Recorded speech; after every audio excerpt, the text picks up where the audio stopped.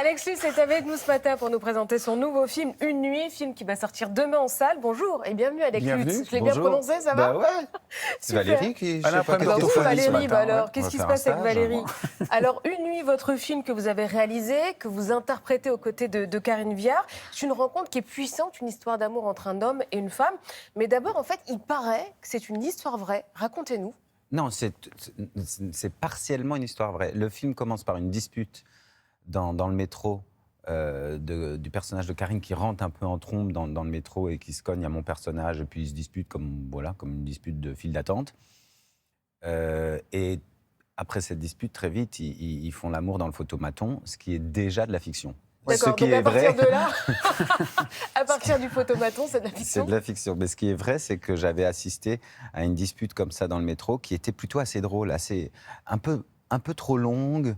Ils argumentaient, ils contre-argumentaient, ils réargumentaient, ils s'engueulaient, ils se faisaient un peu rire. Vous avez noté, elle vous a marqué vraiment cette scène? Je m'étais dit, et je crois qu'on était quelques-uns dans la rame de métro à sans doute se dire la même chose parce qu'on souriait. En tout cas, on trouvait que je trouvais qu'ils avaient du charme. Il y avait du charme. On avait envie de leur dire, franchement, embrassez-vous parce que ça a l'air ça avait l'air de bien matcher entre eux. Vous n'avez pas gardé le contact avec eux? Non, ils sont sortis, je sais pas où, à Châtelet. Moi, je suis sorti, je sais pas où, à République. Donc, on peut croiser Alex Lutz dans le métro? Oui. Ouais. C'est vrai, souvent? Quelle ligne? J'habite Orléans. Arrête de chauffer un peu, oui, s'il te plaît. Bon, on sait jamais, c'était juste pour savoir. Allez, on va se mettre dans l'ambiance de cette nuit entre Karine Viard et Alex Lutz. Extrait. Vous voulez dire pardon, hein? Oui, bah ça va, pardon. Ça va, je vous ai pas cassé un bras non plus. D'accord, donc vous, pour être désolé, faut une fracture. Je me serais excusé 1000 fois, vous m'auriez quand même fait chier.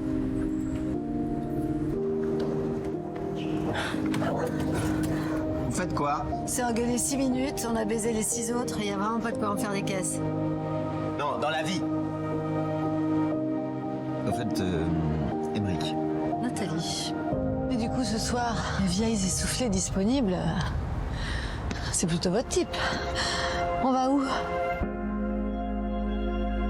J'ai une famille. Moi aussi, j'ai une famille. On trouverait une excuse. On sent qu'il se passe vraiment un truc dans le film avec Karine Viard. Pourquoi est-ce que vous l'avez choisie, elle? On voulait le faire ensemble. Moi, je lui avais parlé de cette petite idée, donc une dispute, une étreinte, pour raconter une histoire d'amour, donc presque une tarte tatin de romance, parce que le film est vraiment une vraie romance, une vraie découverte amoureuse, et on découvre des choses sur chacun des personnages au fur et à mesure dans le film. Je peux pas spoiler, comme on dit, quoi, mais c'est vrai qu'on découvre des choses. Mais sur ce principe-là, une dispute, une étreinte, et puis la nuit pour ne pas parvenir à se dire au revoir, on en a parlé très tôt ensemble, et elle était tout de suite vraiment partante, et j'avais envie que ça soit pour elle. Et sans elle, vous ne l'auriez pas fait, si ça n'avait pas été elle? Non. Ouais. Non, parce que je l'avais en tête, à l'oreille, sa façon de parler. J'avais envie de l'écrire aussi avec elle, parce qu'elle participe à l'écriture, avec Adrien Bichet. Et on a une relation d'amitié assez franche, assez frontale. On se dit les choses sans filtre, sans politesse, etc. C'est vraiment quelque chose qui nous amuse beaucoup dans notre relation, et on voulait mettre ça au service d'une romance. Et on trouvait que ça créait le côté particulier du film. Donc c'était vraiment pour elle. Ouais. Elle, c'est Nathalie, vous, c'est Émeric dans le film. Ce sont vraiment deux adultes qui se mettent presque sur la figure, et plus le film avance, plus on voit la fragilité de chacun. Ils sont beaux, ils sont touchants. Et moi, je trouve, je ne sais pas si tout le monde est d'accord, parce qu'on s'en a parlé un peu dans la rédac de Télématin, ils ont un petit truc triste dans le regard, non? Le film, après, il y a des moments où on rit, et puis il y a des moments où on est très ému, parce que moi... Plutôt de la mélancolie, peut-être? Oui. Ça, c'est peut-être un peu mon truc à moi. C'est vrai, on rigole, et c'est quand même mélancolique, quoi, je sais pas. Mais c'est vrai que c'est des personnages, au fur et à mesure, on découvre qu'il y a des sujets, il y a des dossiers, il y a des casseroles. Après, on ne perçoit pas réellement lesquels, mais ça nous aimante suffisamment pour vouloir rester avec eux toute la nuit et faire leur rencontre, quoi. Et justement, cette nuit, cette temporalité, elle a un effet sur les personnages. Sur vous, personnellement, quel effet ça a, la nuit? Bah, je suis un couche-tôt, un lève-tôt, c'est nul. Ah ouais. Donc c'est vraiment un fantasme. Mais pour les On se livre quelques-unes. plus la nuit?